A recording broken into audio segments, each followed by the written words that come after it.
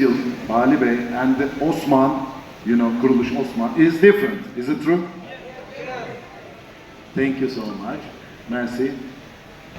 So, I want to say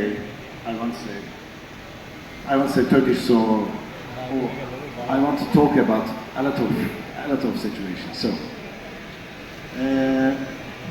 biz ilk başta hangi rolü oynarsam oynayayım benim için en önemli şeylerden biri güvenilirliktir. আমরা বুরাক ভাই বলতেছি যে আমরা যেই রোলই করি না কেন আমার জন্য সবচেয়ে ইম্পর্টেন্ট হচ্ছে প্রথমত এই security. I think is very important for trust. So, Bali Bey, ondan sonra Kara Sevda, Çalı Kuşu ve Kuruluş Osman.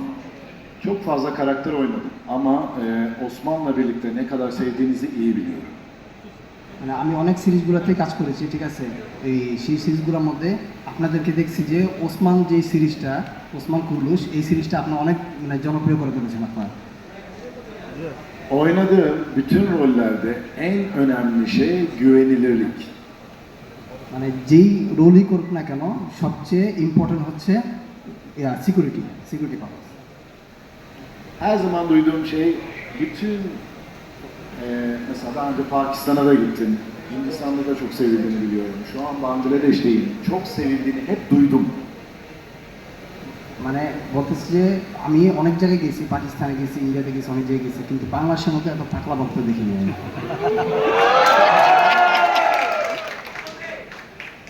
Ama bence en önemli şey güvenilir olmak. আমার জন্য সবচেয়ে ইম্পর্টেন্ট হচ্ছে, আবারও বলতেছে, মানে সিকিউরিটি খুব important. Osman'a ne kadar güveniyorsanız, benim bugüne kadar oynadığım rollere ne kadar güveniyorsanız, benim bugün sizlerin karşısına gelmemdeki en büyük sebep ne kadar güvenilir bir firmayla sizlerle birlikte olmak. মানে আপনারা যেই যদি ইয়া করি না কেন, আমরা যেই মানে ব্র্যান্ডের সাথে আমরা কোলাবোরেশন করি না কেন, সবচেয়ে ইয়া হচ্ছে গিয়া প্রথমত হচ্ছে গিয়া বিশ্বস্ততা অর্জন করা। Bugün benim için bu çok önemli. Koç Holding Türkiye'de çok büyük, çok büyük. Aynı şekilde Beko Avrupa'da bir numara. Benim için de en önemli şeylerden biri. Sizlerle bunu paylaşmam için güvenilir olmak en önemli. O yüzden Koç Holding bunun tartışılmaz firmalarından biri.